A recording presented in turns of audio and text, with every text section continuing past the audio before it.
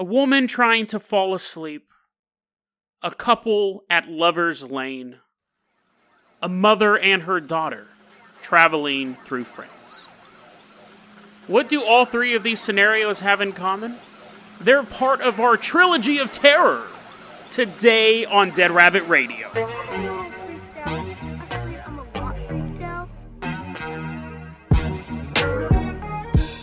Hey everyone, welcome back to another episode of Dead Rabbit Radio. I'm your host, Jason Carpenter. I'm having a great day. I hope you guys are having a great day too. I don't know if you guys can notice this, but I have a whole new setup. I used my Patreon money, and I bought some pretty high-end stuff, so hopefully it sounds better. If it sounds worse, let me know so I can return it. But so this is all new for me, investing in the show, and I can't do that without my Patreon supporters. We have a new one. Let's give a round of applause to Bill Gapes. Bill Gapes, let's give him a round of applause. He's doing a little bow for us. He's going to be our pilot, our captain this episode. If you can't support the Patreon, that's fine too. Just help spread the word about the show. That also really, really helps out a lot. We're almost done with October, and I've been thinking, we haven't had any really scary episodes. We haven't done any real spooky stuff. Now, the stuff in this episode, I don't know if it's terror might be pushing it. It's more of a disturbing stories, but not disturbing like Monday's episode. Monday's episode was gross. Too disturbing. There's a line.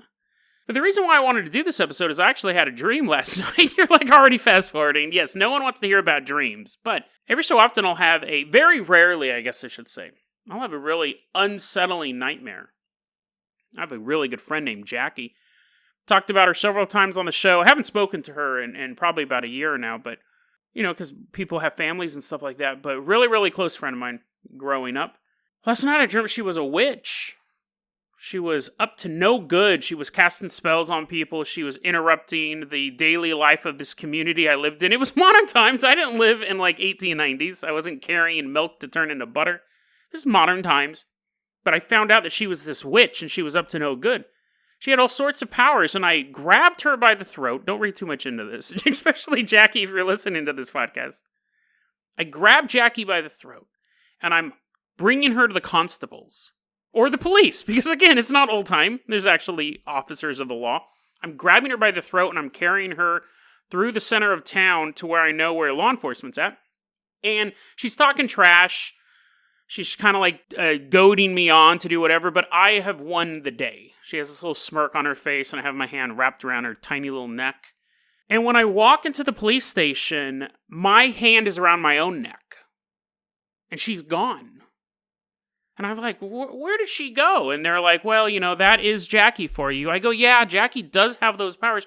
I let go of my neck at this point. I'm not still strangling myself. I go, you never really know what to expect. Like at some point I did have her maybe I never captured her. Maybe that was all in my imagination. And I'm talking to these officers of law and they're like, yeah, she really has the ability to warp reality. And I said, for all I know, this isn't real. And I'm crucified in some abandoned warehouse somewhere with my legs chopped off. And then instantly, the dream ended, and I was in this room, crucified, and I can barely breathe. I can barely hold up the weight of my body, because that's what crucifixion does. It starts to compress your lungs. And there was a mirror set up in front of me, and I could see my face turning a weird bluish purple, and I'm gasping for breath.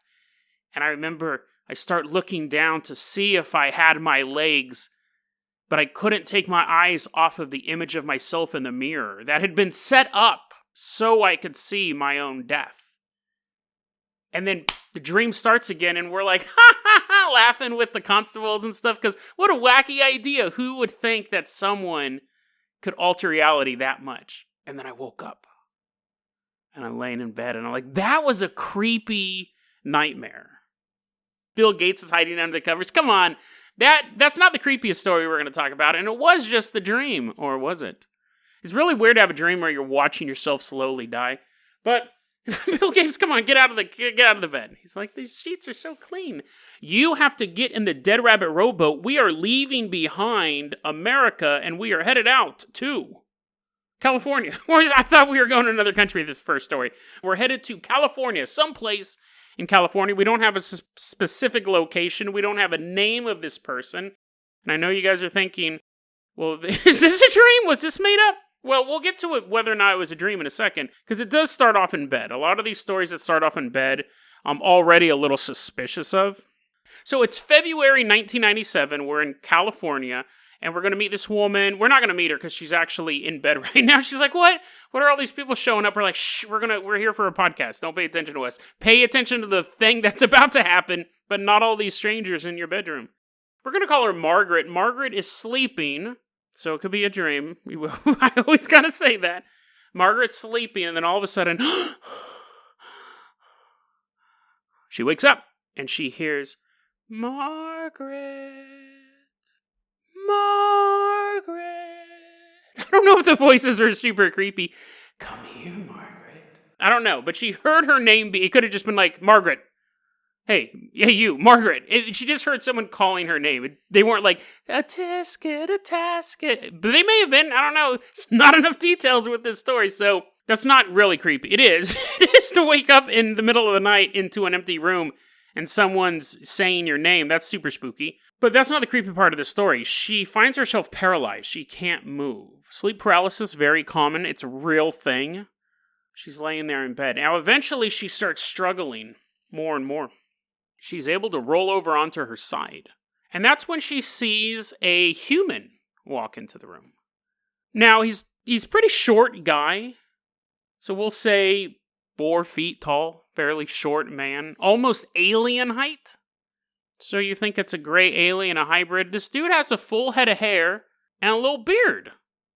We don't really see facial hair among aliens. This story crosses a lot of weird boundaries, but everything else that's going on seems alien.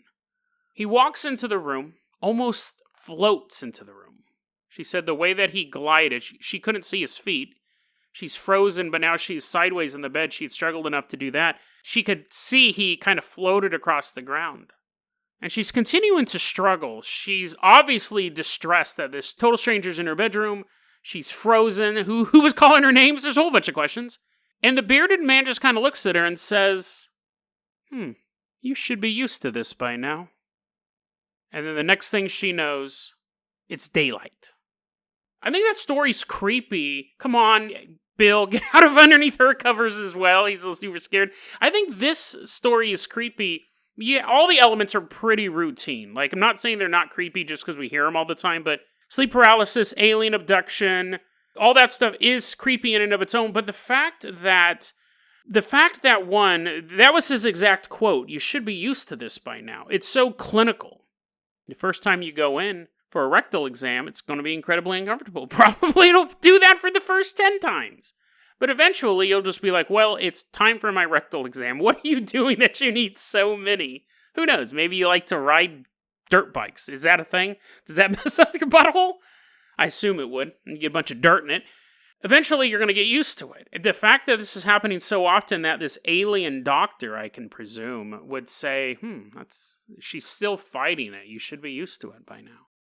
And it's that idea of he's probably made comments to her multiple times during these examinations or abductions or whatever they are. And she doesn't remember any of them. There's been so many interactions between herself and this being and not remembering any of it. It's already weird enough when you're walking down the street and you see someone who clearly recognizes you and starts talking to you and you don't remember them. It's always like, what? How could I forget a whole human being? Now add the possibility of that person abducting you from time to time and putting stuff in your body. And then be like, hey, Jason, remember me? I was like, can you jog my memory? Yeah, I broke in your apartment the other day. Totally abducted you. What? What? No, I don't remember that at all. Oh, man. Well, I'll see you later. What are you talking about? It's 10 times more disturbing when you have that on it. So I thought that story was, again, it's just creepy. A creepy short little story for Halloween. It's not really Halloween related. It takes place in February of 1997, but it's still spooky. And I'm actually kind of feel bad that I haven't covered enough spooky stuff. So I wanted to get some spooky stuff for you. You're like, that's kind of spooky, Jason. Okay. Bill gapes. Let's go ahead and leave behind California. Now we're going to hop into the Jason jet. We are flying out to the country that never sleeps, Puerto Rico. Jason Jet's flying over there. We're hanging out. Bill Gates has a bunch of blankets. He's flying the plane. He's too scared to fly the plane. Oh, come on, man. He's flying out there. We're going to Ponce in Puerto Rico. It's January 1999. It's late evening. Little crickets. Apparently they've evolved to be blue jays. Little crickets. Making those noises, You're like, Jason, that's the farthest from a cricket noise I think is humanly possible. Frogs, then. I'm setting the scene. I imagine Ponce, Puerto Rico looks like that little lagoon from The Little Mermaid. Anyways, it's a lover's lane. See, you have two people. They're unnamed, so we're going to call them Ariel and Eric. They're sitting at this lagoon. They're doing more than just, do you want to kiss the girl? They're getting hot and heavy. They've moved far past the musical numbers. They're getting hot and heavy. And, that's not the guy. That's not the guy. I forgot to change perspective. Now we're outside the car that they're in. And they turn and they look. And they see, standing outside of their car, Bigfoot. Now, I know what you're thinking. What? Bigfoot in Puerto Rico? I mean, we've covered Mormon Bigfoot, and Bigfoot's out of UFOs, and Bigfoot's turning from human into Bigfoot. I don't know why I'm shocked. What? Bigfoot in Puerto Rico? That's unbelievable. I don't know why I'm shocked that Bigfoot could show up in Puerto Rico. Apparently he can. He did, in this story at least. Could be a localized version of Bigfoot, because this Bigfoot has an interesting power. So let's go back to the narrative. I just want to do that noise again. And the couple turns and they look and they see Bigfoot standing outside the car, glowing red eyes. The girl jumps out of the car. Fight or flight, right? You figure you're safe in the car if like an elk shows up or a bear shows up to your car. I don't know if they have those in Puerto Rico, but for all I know they do. Better to stay in the car. Against something like Bigfoot, your instinct may be to run away from it, to try to put distance between yourself and this giant creature. But the boyfriend sees the girl fiddle with the handle and she jumps out of the car and he's like, wait, no, Ariel, come back. And he's expecting to watch her run off into the dark forest. But instead, she walks out of the car, walks to a cliff face that's there. I should have set that up earlier. It's not a lagoon. There's a cliff there.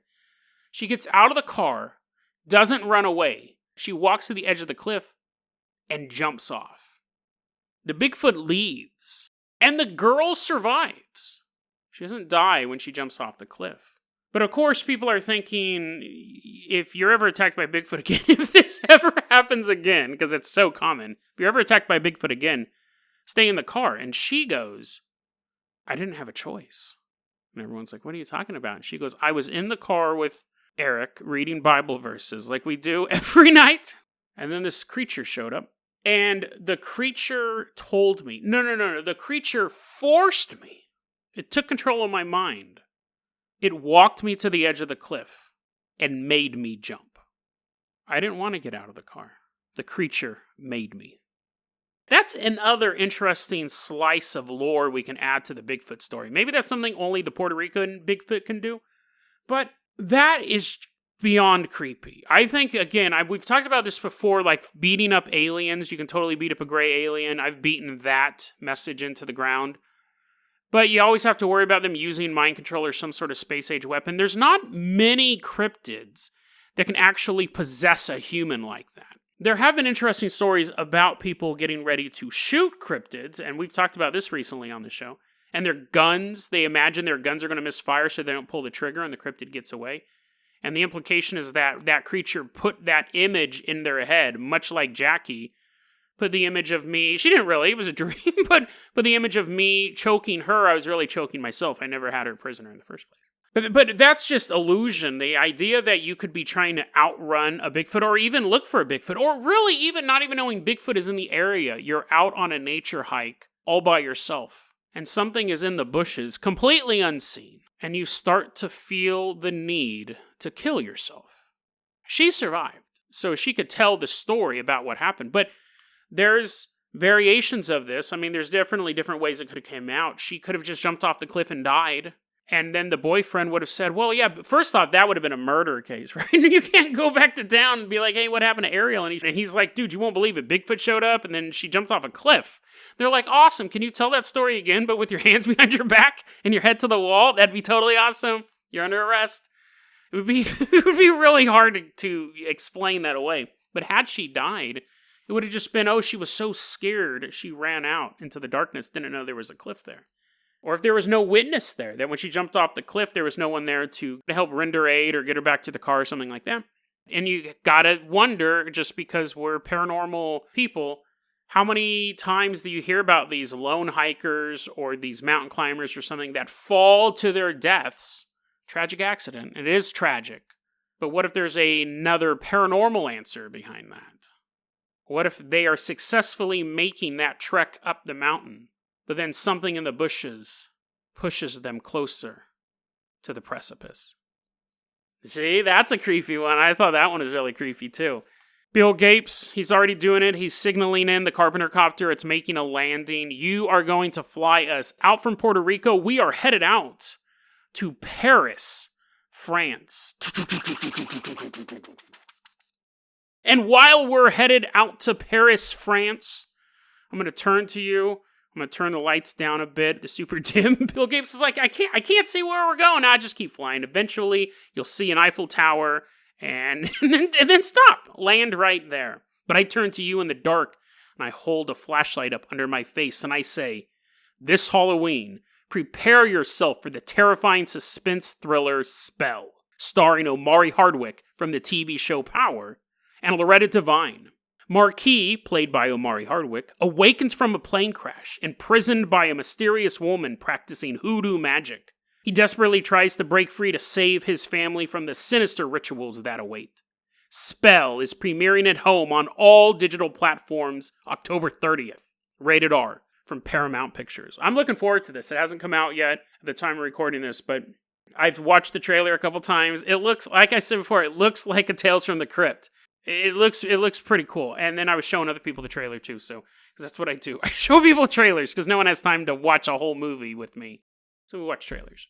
I turn the lights back on just in time. Bill Gates needs to learn how to fly by instruments, but he successfully lands us. He did land us on the tip of the Eiffel Tower, so we got to rappel down. But you did a great job anyway, sir. We are now at the base of the Eiffel Tower. We are in the 1880s, the late 1880s to be specific. It is the turn of the century.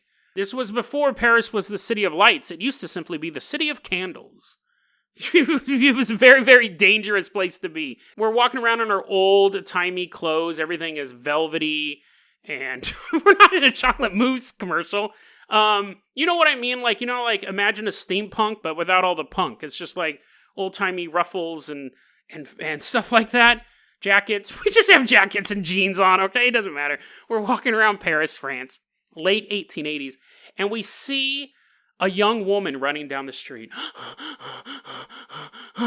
She runs into the British embassy, and she's like, Monsieurs, you won't believe what just happened. The event that just was laid forth on this fateful night. The British consulate's like, dude, can you speak English? And she's like, yeah, actually, I'm a British citizen. I don't know why I did that. I just read a Jane Austen novel. It just came out. It just came out yesterday. It's amazing. This woman, we don't have a name for her, but we do have an interesting provenance to this story. This story isn't one of those like, oh, it could be made up. This is a really interesting one. They're all interesting.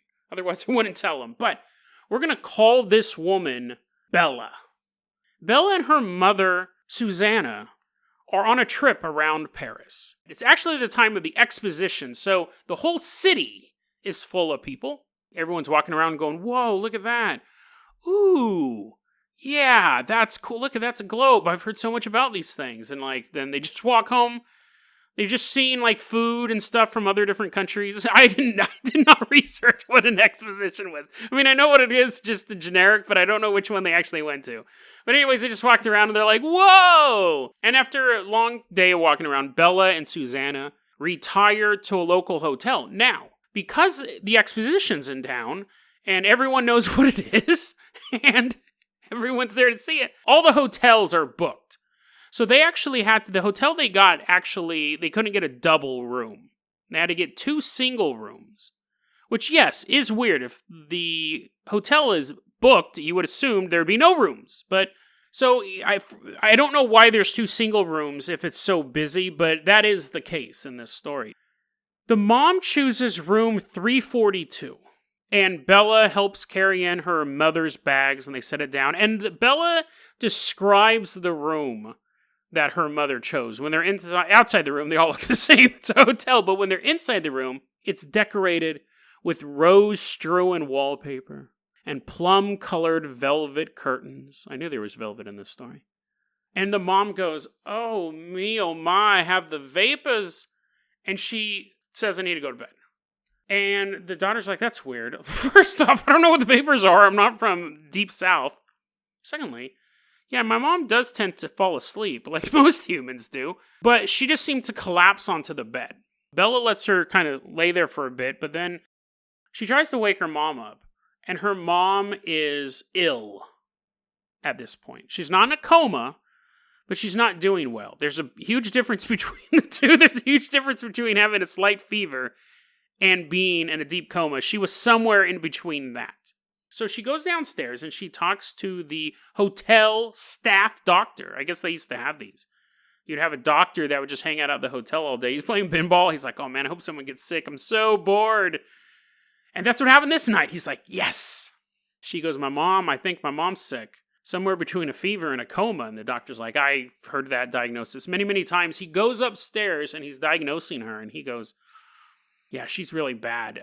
What we need to do, I don't have the gear here to take care of her. It's at my office, not at the hotel. Even though my job is to be a hotel doctor, I don't have what I need to take care of her here. Let's hop in the horse and carriage. We're going to just go out to my office. We'll get the stuff. We'll come back, take care of your mom."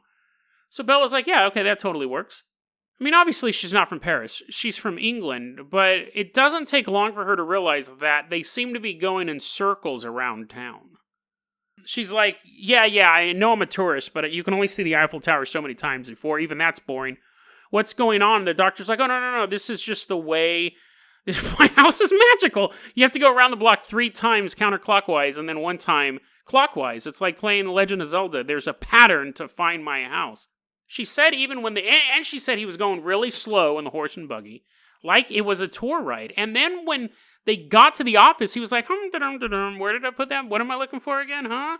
He sits down, he's watching television. He invents a television, he's watching. She's like, "What are you doing? You're supposed to pick up medicine." He's like, "Oh, yeah, but, He's kind of looking around, making a cheese sandwich. She goes, "It took him forever to get there. And then once he got there, he didn't seem like he was in a hurry to get the medicine. But he finally finds the medicine.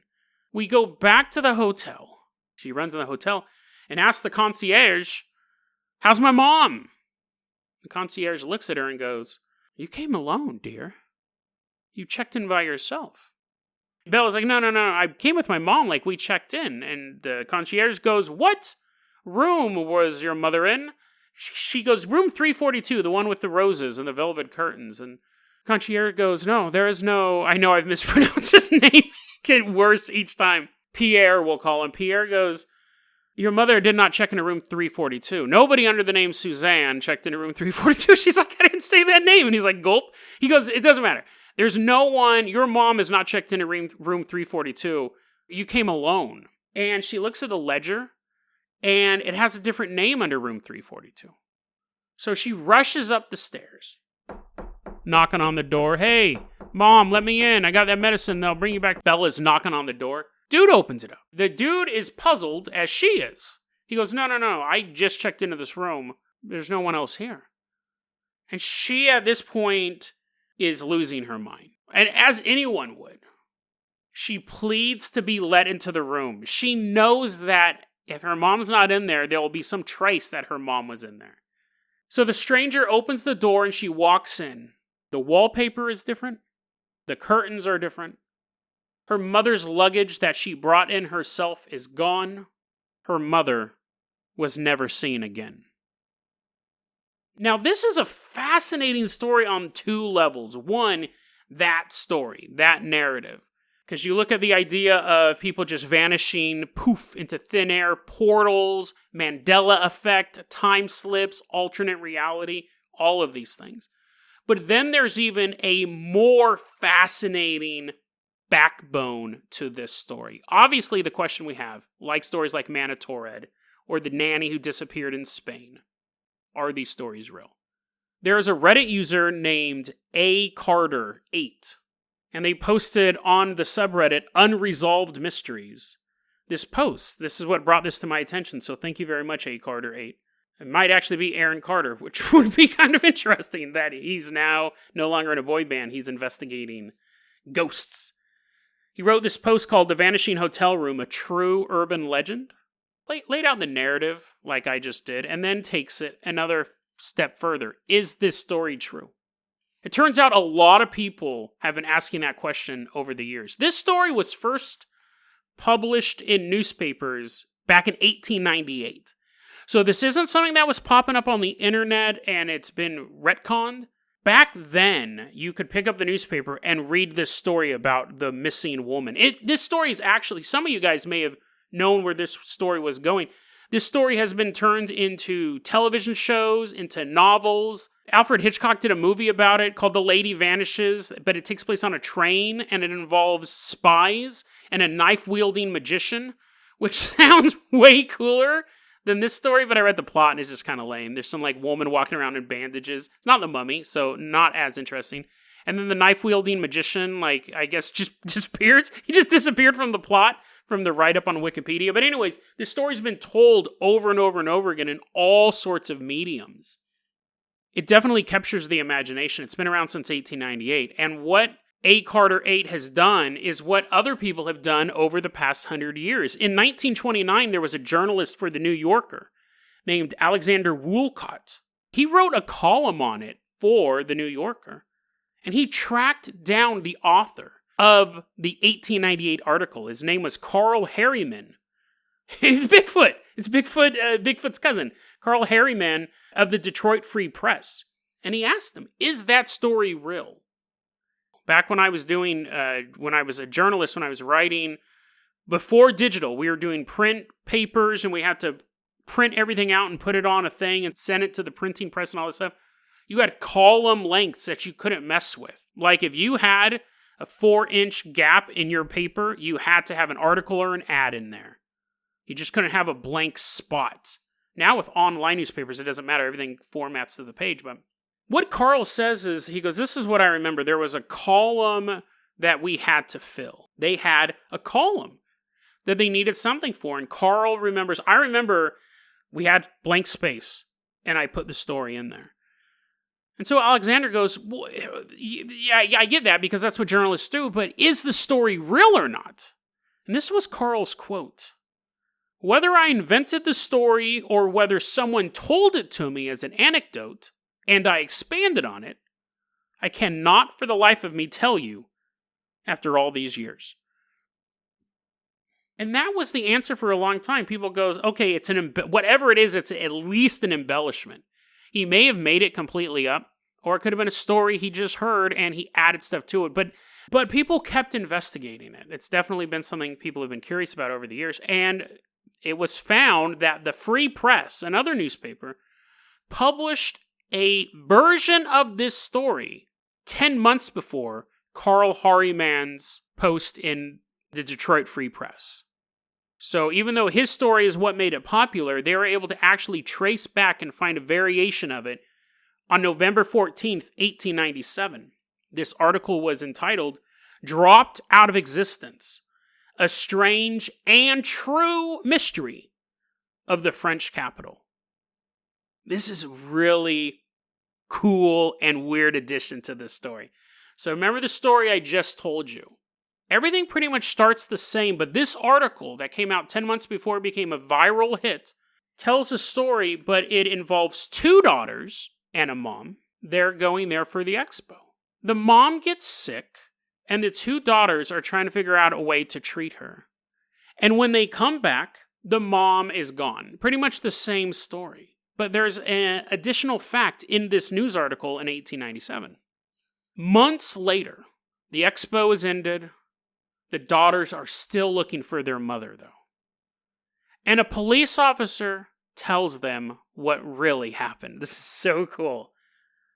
The police officer says this: your mom came into the hotel, and our hotel doctor almost immediately realized she was suffering from black smallpox, an incredibly fatal, incredibly contagious disease in the middle of the exposition. So while you were taken off the premises to go find medicine to help her, she died. We removed her body. We destroyed her luggage. We didn't tell anybody, even you, because it would cause a panic.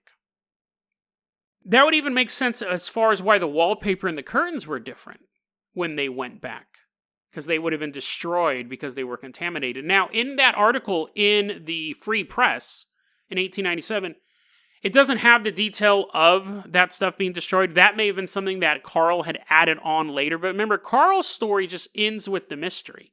The original article published 10 months earlier explains what happened. And that article wasn't a way to just fill space. That article appeared in several major U.S. papers on the exact same day.